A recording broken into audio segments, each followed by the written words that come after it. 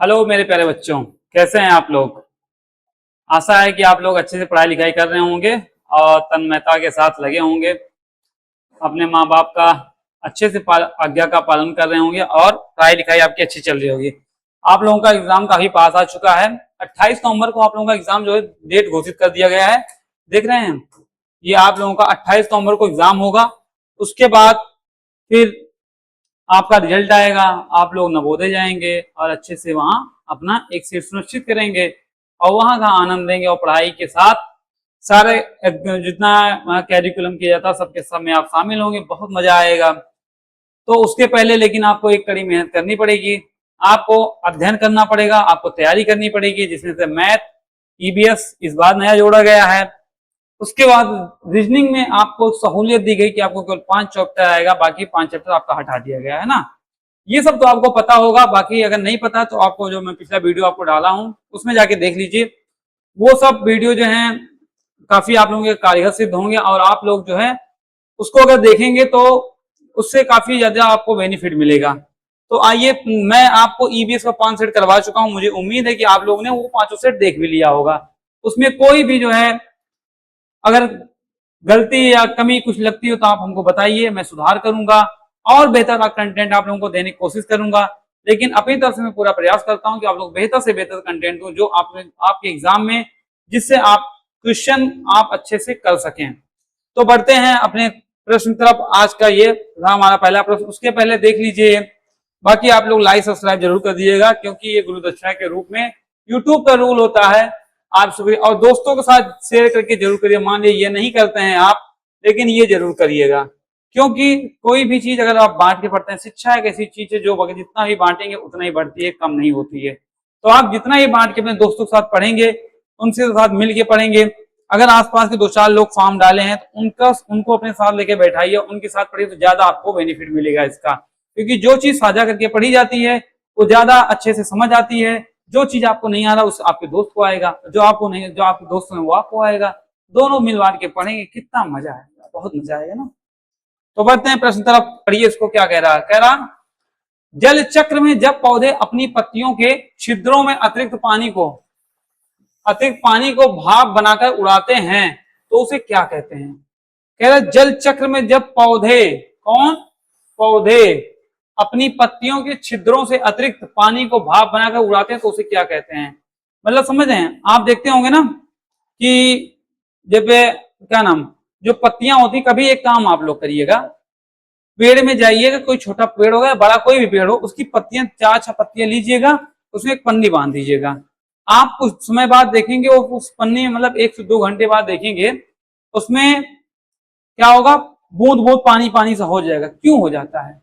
क्योंकि जो पत्तियां होती हैं लगातार वो पानी छोड़ती हैं, वाष्पोत्सर्जित अपना पानी, उसमें पानी जो होता है, कोई भी चीज अगर हरा है तो समझिए उसमें पानी है, तो वो पानी अपना छोड़ती है। पानी क्यों छोड़ती है? गर्माहट की वजह से पानी छोड़ती है।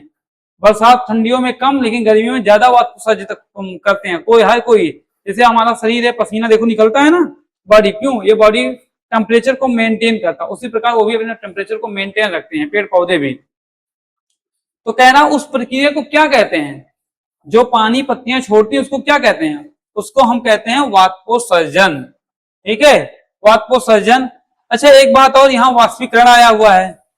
आइए, वाष्पीकरण और वाष्पोत्सर्जन दोनों में अंतर क्या है? दोनों एक ही तरह का दिख रहा है ना, ये वाष्पीकरण, वो वाष्पोत्सर्जन, दोनों दिख रहा है। अब बताइए दोनों में अंतर क्या होता है? वाष्पोत्सर्जन, मैं तो वाष्पीकरण हमेशा आप लोगों को समझाता हूं, और वाष्पीकरण जो है आज पहली बार ये मैं समझा रहा हूं वाष्पीकरण होता क्या है। आइए बताते हैं। जब आइए लिख के आप लोगों को बता देते हैं क्या होता है। पहले देखते हैं वाष्पीकरण, देखते हैं क्या होता है वाष्पीकरण। वाष्पीकरण होता क्या है?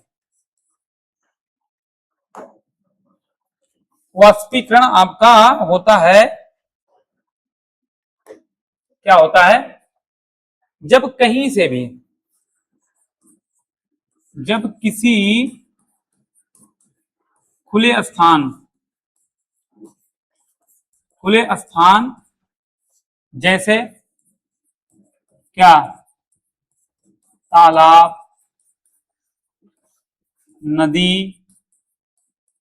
या झील, कुछ भी मान लीजिए, आदि, झील से पानी गर्म होकर, पानी गर्म होकर होकर ऊपर उठता है, ऊपर हवा के साथ, हवा के साथ उड़ता है, तो उसे क्या कहते हैं? वाष्पीकरण कहते हैं। वाष्पीकरण, वाष्पीकरण कहते हैं। ठीक, अच्छा, वाष्पीकरण हो गया ना। वाष्पोत्सर्जन किसे कहते हैं?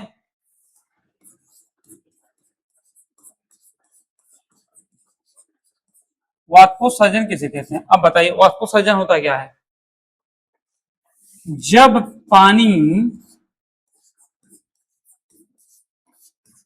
गर्म होकर केवल पौधों से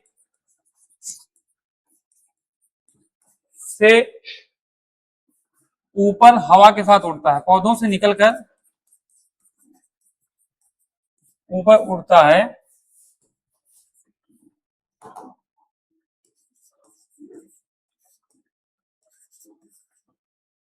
उड़ता उड़ता है, तो उसे वाष्पोत्सर्जन कहते हैं ना।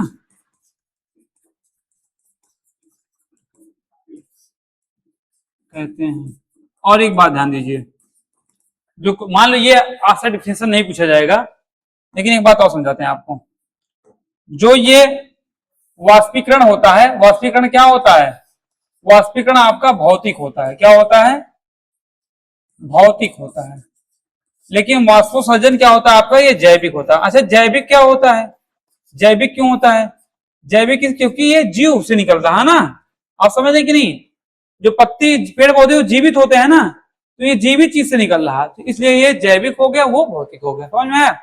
आइए बढ़ते हैं, अगले प्रश्न देखते हैं। ठीक, ये तो आपने समझ लिया होगा। आपने समझा कि नहीं इसको? संघनन क्या होता है?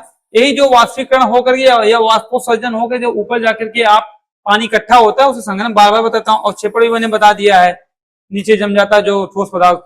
अगला प्रश्न देखते हैं क्या कह रहा। क्वेश्चन नंबर 3 देखते हैं। कह रहा केरल के कुछ हिस्सों में, जो केरल के कुछ हिस्सों में बच्चे नदी पार करके स्कूल जाने के लिए लकड़ी की बनी छोटी नाव का उपयोग करते हैं। इसे क्या कहा जाता है बताइए?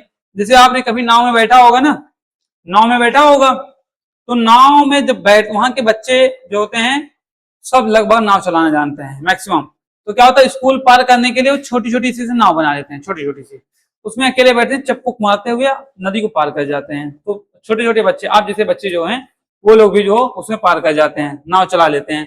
कह रहा नाव का उपयोग करते हुए इसे क्या कहा जाता है?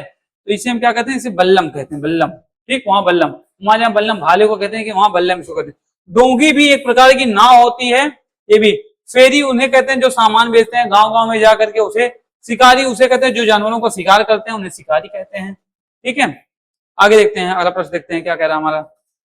ये अगला प्रश्न देखिए, कह रहा भूकंप की तीव्रता, जो भूकंप आता है, झटके की ताकत को मापने के लिए किस उपकरण का प्रयोग किया जाता है? आप बताइए। आप जो भूकंप होता है, भूकंप को मापने के लिए किस चीज का प्रयोग किया जाता है? कभी आपने देखा होगा ना कि आपके क्षेत्र में आप मतलब कि कभी कभी आप लोगों ने शायद महसूस किया कि नहीं महसूस किया है, लेकिन जो होता है कभी भूकंप हमेशा आता रहता है। तो अपनी तरफ तो नहीं, खास जैसे जापान ओपान हो गया, जापान ओपान साइड में बहुत ज्यादा भूकंप आता है, तो वहां पर क्या होता है, उसको कह रहा है कि मापने के लिए किस चीज का प्रयोग किया जाता है? बताइए किस चीज का प्रयोग किया जाता है?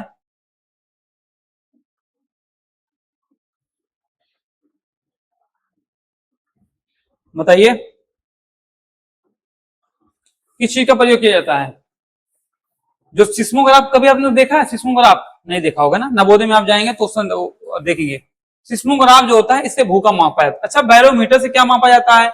बैरोमीटर से जो होता है हवा का मापन, मतलब वायु वायु मतलब जो होता है वायुमंडलीय दबाव का मापन किया जाता है, वायुमंडलीय दबाव, दबाव का मापन किया जाता है, समझ रहे हैं कि नहीं। थर्मामीटर से कभी आपको बुखार उखार हुआ होगा, देखे होंगे ना, तो बुखार उखार से गर्म मतलब गर्मी का जो मापन किया जाता है वो थर्मामीटर से, डॉक्टर लगाता है ना, कहता है थर्मामीटर से माप दो, तो थर्मामीटर से क्या होता है आपके तापमान का, बॉडी जो तापमान हो उसका मापन किया जाता है। अगला प्रश्न देखते हैं, अगला प्रश्न क्या कह रहा, क्या निम्नलिखित में से किस पौधे के बीज हवा में उड़कर बहुत दूर तक फैल जाते हैं। कौन सा ऐसा पौधा होता है जिसका हवा में उड़ता है और चला जाता है। अच्छा, कोई चीज उड़ता है जब हल्का होता है तभी तो उड़ेगा ना, भारी सामान तो उड़ेगा नहीं, तो जो हल्का सामान होता है वही उड़ता है, तो जब हल्का सामान होगा वो उड़ेगा। तो इसमें से आप देखिए कौन सा ऐसा, आप कभी कभी तो मान लीजिए आपको कुछ नहीं मालूम, एक को नहीं मालूम है, तो क्या करेंगे, ऑप्शन से ही आप पता करेंगे कौन सा। अच्छा, आम का बीज उड़ सकता है, नहीं उड़ता है, कभी नहीं उड़ेगा क्योंकि भारी होता है। नारियल तो इतना बड़ा सा होता है, नारियल जो होता है बड़ा सा होता है, तो वो भी नहीं उड़ेगा। तो कौन सा उड़ेगा, कपास और मदार, ये दोनों बहुत हल्के होते हैं, ये इन्हीं का पौधा, इन्हीं के बीच उड़कर दूसरी जगह पर जाता है और होता है। ऑप्शन नंबर सी होगा। मटर भी नहीं उड़ेगी क्योंकि मटर छोटी होती है, रेंग सकती है, उड़ नहीं सकती है, लेकिन कपास और मदार के जो होते हैं सफेद आंख भी बोला जाता है उसको, तो ये उड़ जाते हैं, बहुत दूर तक फैल जाते हैं। अगला प्रश्न देखते हैं क्या कह रहा हमारा, ये अगला प्रश्न कह रहा कि मानव शरीर, the human body, question number 6 में। अब पार्ट 2 हमारा आ गया, कौन सा, मानव शरीर। इसमें देखते हैं पहला क्वेश्चन क्या कह रहा, हमारे शरीर में रोगों मतलब बीमारियों से लड़ने के लिए शक्ति देने का कार्य मुख्य रूप से कौन सी रक्त कोशिका करती है। कभी कभी आप देखते होंगे आपके अंदर बुखार हो जाता है ना, आपको बुखार हो गया, कभी जुकाम हो गया, कभी कुछ हो गया, तो जब जुकाम बुखार ये सब चीजें होती हैं तो क्या करते हैं, आप डॉक्टर के पास जाते हैं, डॉक्टर क्या करता है, आपको दवा देता है। वो किस चीज की दवा देता है, क्या करने के लिए, तो जो आपके अंदर बैक्टीरिया या जो भी जीवाणु हैं आपको जो अंदर से मतलब कि हावी हुए हैं उनको मारने के लिए देता है। लेकिन आप स्वस्थ हैं, हर चीज कर रहे हैं, दवा की जरूरत नहीं पड़ रही है, तो क्यों, ऐसी क्या जरूरत, क्या चीज आपके अंदर है जो आप कर रहे हैं, स्वस्थ हैं हम, आप पढ़ा रहे हैं एकदम, आप लोग भी पढ़ रहे हैं स्वस्थ होकर के, तो क्या चीज आपके शरीर के अंदर है जो आपको स्वस्थ रखी हुई है। तो जैसे देश को बचाने के लिए सिपाही होते हैं ना, पुलिस होती है ना, वैसे हमारे शरीर में ये WBC होता है, व्हाइट ब्लड सेल, जिसे कहते हैं रक्त श्वेत रक्त कोशिका। तो ये जो होता है हमारे प्रतिरक्षा तंत्र का काम करते हैं। हमारे शरीर में जो होता है वो जीवाणुओं से जो खतरनाक, कभी कभी आप एक्सपायर सामान खा लेते हैं, कभी कभी खराब सामान खा लेते हैं, तो उन सब से ये चीज हमको बचाता है, उन सब चीजों से। अच्छा, लाल रक्त का काम क्या होता है, लाल रक्त जो होता है हमारे देख रहे हैं बॉडी में जो बह रहा है खून, हीमोग्लोबिन, इसको हीमोग्लोबिन भी कहते हैं, और ये इसकी कमी से क्या होता है, हमें रिकेट्स नाम का एक रोग होता है। अच्छा, प्लेटलेट्स का काम क्या होता है, कभी आप लोगों को चोट लगी होगी ना, चोट कट जाता है, लग जाती चोट ना, तो देखते होंगे थोड़ी देर खून बहता है, फिर खून उसके बाद बंद हो जाता है, खून बंद हो जाता है। तो खून क्यों बंद हो जाता है, लगातार खून बहना चाहिए ना, लेकिन खून क्यों बंद हो गया, तो आपके ब्लड के अंदर जो प्लेटलेट्स होता है ये खून के प्रवाह को बंद कर देता है। क्या करता है, ये खून का थक्का जमाने में काम करता है। क्या करता है, खून का थक्का जमाता है, समझ में आया ना। प्लेटलेट्स, प्लाज्मा क्या होता है, प्लाज्मा हमारे ब्लड का एक पीला हिस्सा होता है जो ब्लड का 55% यही पाया जाता है आपकी बॉडी में, ठीक है। ये भी हमारे पोषक तत्वों को मजबूत करता है, पोषक तत्व चारों तरफ पहुंचाता है, ये इसका काम होता है। आगे देखते हैं, कह रहा जीभ के किस भाग पर हमें मीठा स्वाद का अनुभव सबसे अधिक होता है और जल्दी होता है। आप कोई चीज खाते हो तो आपको मीठा लगता है ना, खाए हो, चीनी खाओगे ना या मिठाई खाओगे तो मीठा लगता है ना, क्यों मीठा लगता है, नमकीन खाते हो तीखा लगता है, क्यों लगता है, ये सब चीज जो आपकी जीभ है ना, ये जीभ बताती है कि कोई चीज मीठा क्यों है, तीखा क्यों है, क्या है, कैसे है। तो वो पूरी जीभ नहीं बताती, जीभ के कुछ हिस्से होते हैं वही बताते हैं। आइए समझाता हूं आपका, ये मान लीजिए आपकी ये जीभ मैंने बना दिया, जीभ कुछ ऐसे ही होती है ना, जीभ देखो, जीभ बना दिया ना। अब जीभ का ये हिस्सा देखिए आप, इतना हिस्सा इसको बांट दिया मैंने, इतने हिस्से में ये है, इतने हिस्से में ये है, और इतने हिस्से में ये मैंने कर दिया। कोई चीज आप खाते हैं तो जो ये आगे वाला हिस्सा है आपका, ये वाला हिस्सा, ये क्या बताता है? ये कहता है भाई कोई सामान मीठा है, ठीक, मीठा बता दिया। और ये पीछे वाला क्या बताता है? ये कड़वा बताता है। पीछे वाला क्या बताता है? कड़वा कहता है। कोई चीज खाते हो ना, कड़वा लग रहा है भैया हमको, बहुत कड़वा लग रहा है। और नमकीन जब कोई खाते हो, इधर क्या बताता है? ये आपका नमकीन बताता है, या कह सकते हैं तीखा। समझ में आई बात? ध्यान दीजिएगा। इधर बढ़ते हैं, सेम वही चीज, नमकीन भी बताता है, और क्या बताता है? ये तीखा बताता है। क्या? तीखा। कभी आप एक बात करिए, बता दूं आपको, आप एक काम करिए, चीनी कभी खाइए, उसको आगे मत रखिए, ऐसे पीछे रखिए, ऐसे, और निकल जाइए, या फिर पानी पी लीजिए तुरंत। देखिए आपको मीठा नहीं लगेगा। क्यों? क्योंकि ये जो आगे वाला हिस्सा है, यही आपका बताता है कि आपको मीठा लग रहा। और आप आगे रख के, ऐसे आप आगे रख के उसको हटा लीजिए, ऐसे आगे रखिए और हटा लीजिए। देखिए आपको कभी जो है वो नहीं लगेगा, क्या नाम, तुरंत मीठा एहसास हो जाएगा। और कभी आप एक मिर्ची लीजिए, मिर्ची, कटी मिर्ची, मिर्ची का बीज, उसको आप ऐसे आगे से टच कराइए ऐसे और हटा लीजिए, आपको तीखा नहीं लगेगा। वो क्या होता है, तीखा क्यों लगता है? जो ये लार है ना, लार, जो लार होती है, ये पूरे मुंह में, पूरा सलाइवा जिसे बोलते हैं, ये पूरे मुंह में ऐसे टहल रही है, घूम रही है, तो कुछ भी कहीं मिलता है तो चारों तरफ वहां उसको पहुंचा देते। इस वजह से आपको एहसास नहीं होता कि कौन सा हिस्सा हमें तीखा बता रहा है, कौन सा हमें मीठा बता रहा है। समझ में आया? आइए फिर देखते हैं। तो हमारा क्वेश्चन क्या कह रहा है? ये फिर किस भाग में हमें क्या मीठा स्वाद? अब बताइए मीठा स्वाद कहां दिखता है? मीठा आगे दिखता है। क्वेश्चन में पीछे क्या, पीछे के भाग पर, पीछे के भाग पर तो कड़वा दिखता है, इसको गलत कर दो। यहां क्या होगा? कड़वा ना। कह रहा आगे के छोर पर, बिल्कुल ये आगे जो दिख रहा है ना, आगे, यही आपका ऑप्शन होगा। आगे जो है क्या, मीठा दिखाता है। दोनों किनारे पर, दोनों किनारे पर क्या बता रहा है आपका? नमकीन और तीखा बता रहा है, ठीक है। और बीच में ये जो बीच वाला हिस्सा, ये कुछ हिस्से में तीखा होता है, कुछ हिस्से में कड़वा होता है, तो ये भी गलत हो गया। ऑप्शन नंबर आपका बी सही होता है। अगला प्रश्न देखते हैं क्या कह रहा है। क्वेश्चन नंबर 8 कह रहा चमगादड़ रात के घने अंधेरे में भी बिना टकराए उड़ लेती है और शिकार कर लेती है, या उसकी किस क्षमता के कारण होता है? आप एक बात देखे होंगे ना, उल्लू हो गया, चमगादड़ हो गया, मोचरी, मोचरी जानते हो? मोचरी, मुआ, मोचरी नहीं जानते हो? जो कहते हैं जो रात में बोलती है कोई इंसान मर जाता है रात में बोलने से। तो ये सब चीजें जो होती हैं, क्यों रात में उड़ती है ना?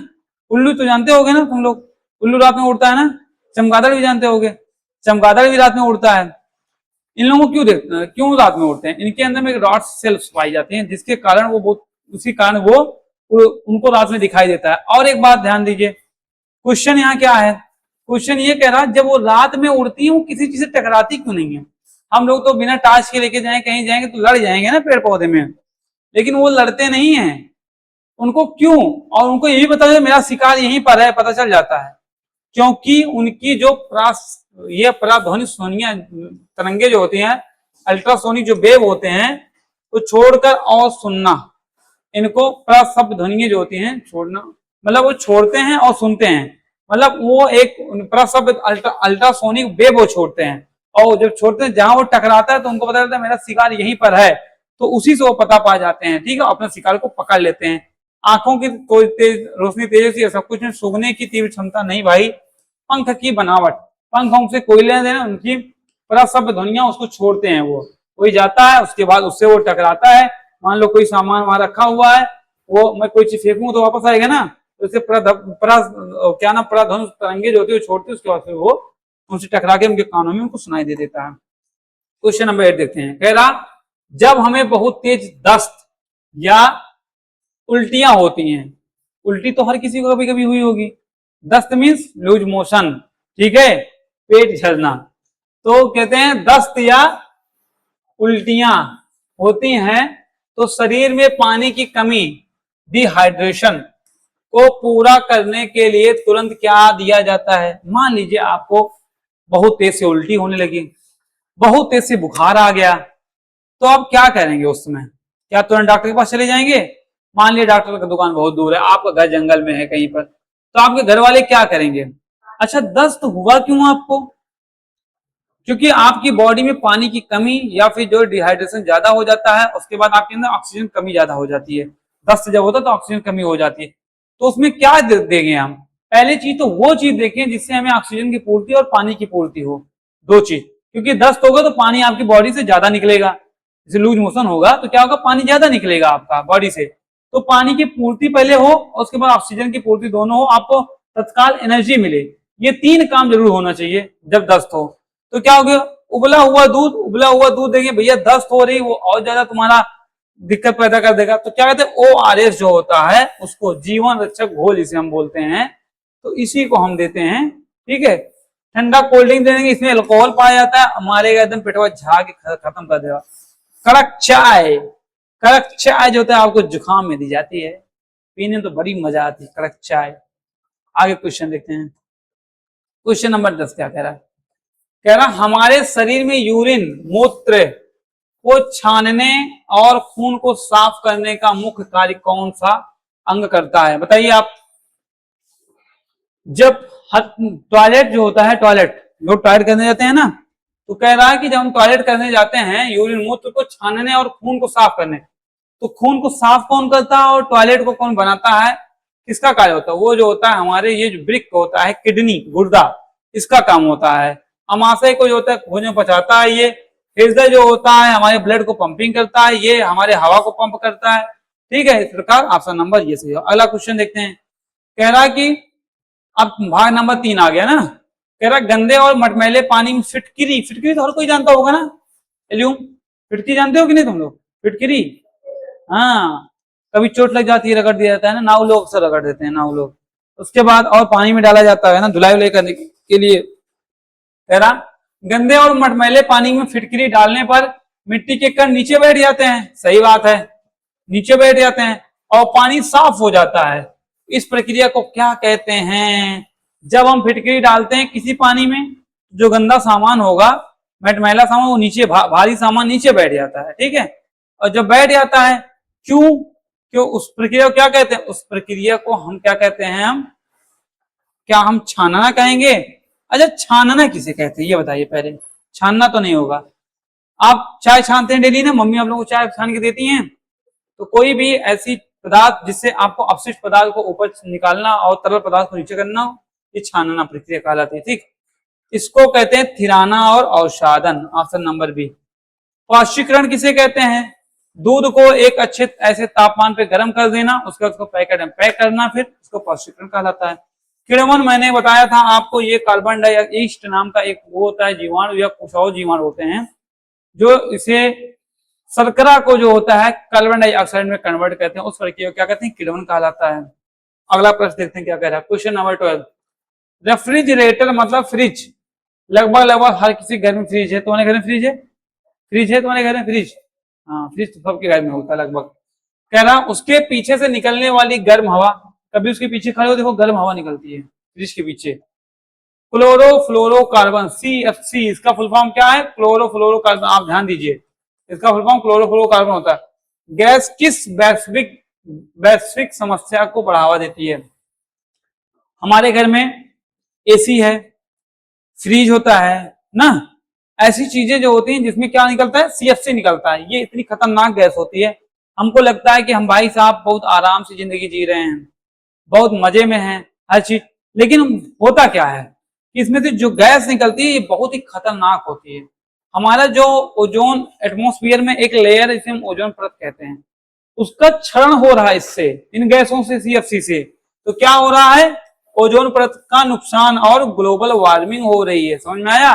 ग्लोबल वार्मिंग से क्या होगा? इतनी गर्मी हो जाएगी ना, और अगर ये ओजोन की परत फट गई, इसमें छिद्र हो गया, तो आप समझ लीजिए बहुत दिक्कत हो जाएगी।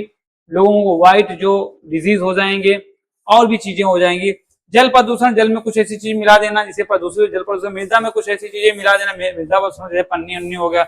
ध्वनि प्रदूषण, बहुत ज्यादा शोर होना, तो इसको कहते हैं ध्वनि प्रदूषण कहते हैं। अगला प्रश्न देखते हैं क्या, तो हमारे क्या होगा option number B. Question number 13 क्या कह रहा, दूध से दही जमने की प्रक्रिया को में कौन सा सूक्ष्म जीव बैक्टीरिया मुख्य भूमिका निभाता है।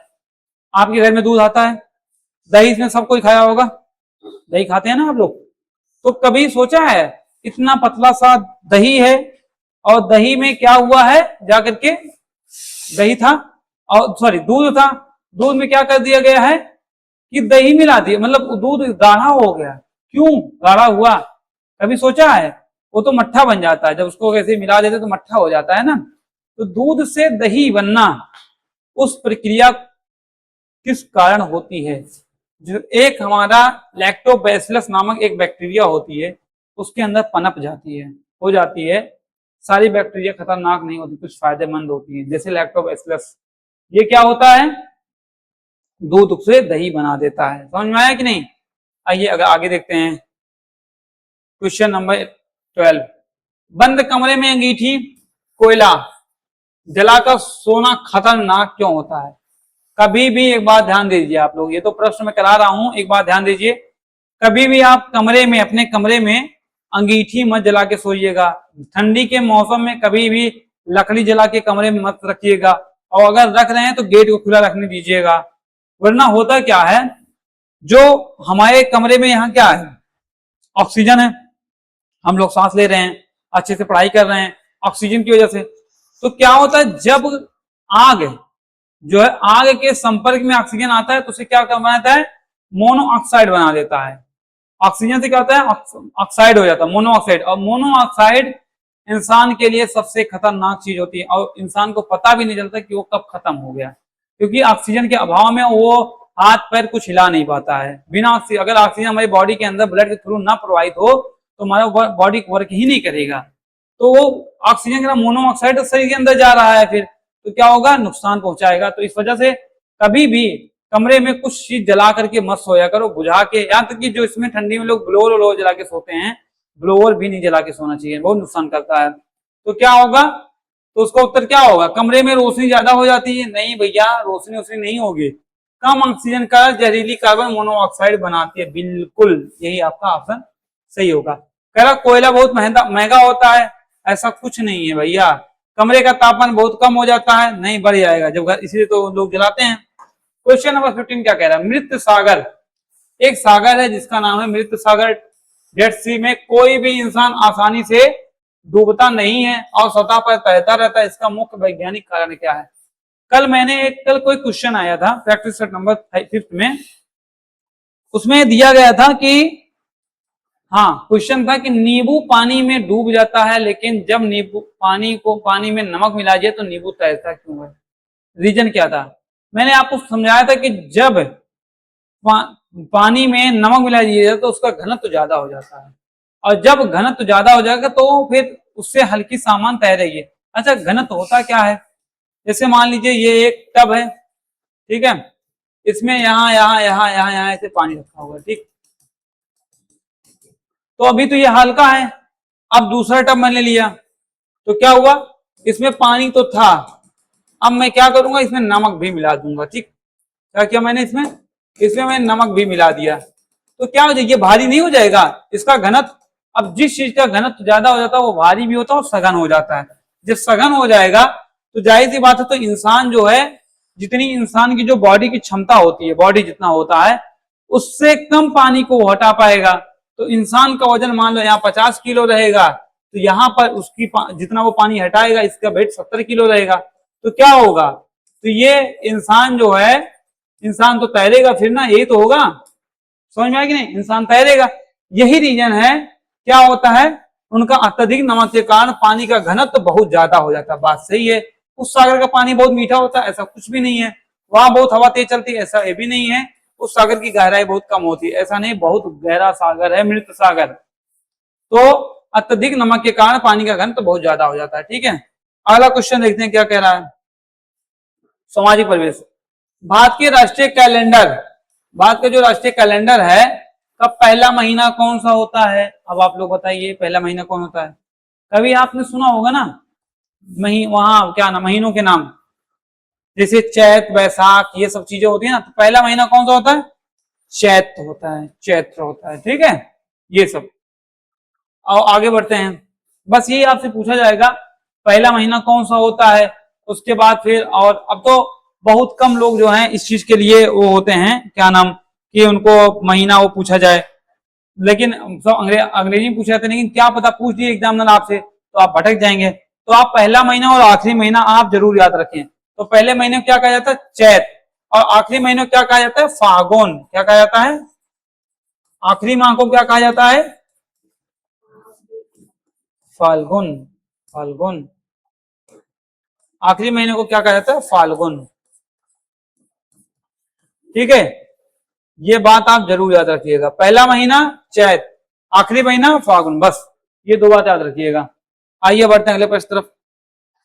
ये अगला प्रश्न कह रहा, गुजरात का प्रसिद्ध त्योहार, एक गुजरात में त्योहार मनाया था, क्या? उत्तरायण। इस त्योहार का नाम क्या है? उत्तरायण। मुख्य रूप से किस गतिविधि के लिए पूरी भारत में जाना जाता है? इस उत्तरायण जो फेस्टिवल होता है, ये किस लिए जाना जाता है? इसमें होता क्या है? इसमें होता है पतंगबाजी। जैसे हम लोगों के यहाँ खिचड़ी के माह में पतंगबाजी, जब खिचड़ी आती है हम लोगों की ना, रोड से दिन छोड़ खिचड़ी से दिन बड़ी, मम्मी हमारी बताती थी, रोड से दिन छोड़ खिचड़ी से दिन बड़ी होता है। तो मतलब जब खिचड़ी आती है तो दिन बड़ा होने लगता है, रात छोटी होने लगती है। तो कितना अच्छा अच्छा लॉजिक पहले लोग लगाते थे ना। तो पतंगबाजी, इसमें क्या होता है? पतंगबाजी की जाती है। केरल में जब होता है ये नौका वहां, कहाँ होता है? केरल में किया जाता है, ठीक है। अपने यहाँ बैलों की लड़ाई, इसे जल्लीकट्टू के नाम से जाना जाता है। क्या नाम? जल्लीकट्टू। जल्लीकट्टू। और ये कहाँ होता है? ये शायद आई थिंक होता है कर्नाटक में। डांडिया नृत्य जो होता है ज्यादातर अपने यहाँ उत्तर प्रदेश या फिर और इसमें क्या बोलते हैं, डंडी लेके औरतें डांस करती हैं। आगे देखते हैं क्या कह रहा, मध्य प्रदेश और छत्तीसगढ़ के जंगलों में रहने वाले गोंड, कौन? गोंड या भील। गोंड या भील जनजाति द्वारा बनाई जाने वाली पारंपरिक दीवारों की चित्रकारी को क्या कहते हैं? आप तो ऐसे ही पकड़ लेंगे बिना मेरे बताए हुए। आप पकड़िए, क्या कह रहा, मध्य प्रदेश और छत्तीसगढ़ में, बताइए वो क्या बोलते हैं, छत्तीसगढ़ में दो प्रकार की जनजाति पाई जाती है, कौन कौन? गोंड और भील पाई जाती है ना, गोंड और भील पाई जाती है। तो इन जनजातियों द्वारा बनाई जाने पारंपरिक दीवारों की चित्रकारी को क्या कहा जाता है? क्वेश्चन बताइए क्या कहा जाता है? बोलिए भाई, मुझे तो पता है कौन से क्या कहा जाता है इसमें, आप लोग भी बताइए क्या कहा जाता है, बोलिए। कुछ करना नहीं है इसमें, कहाँ जा रहे हैं?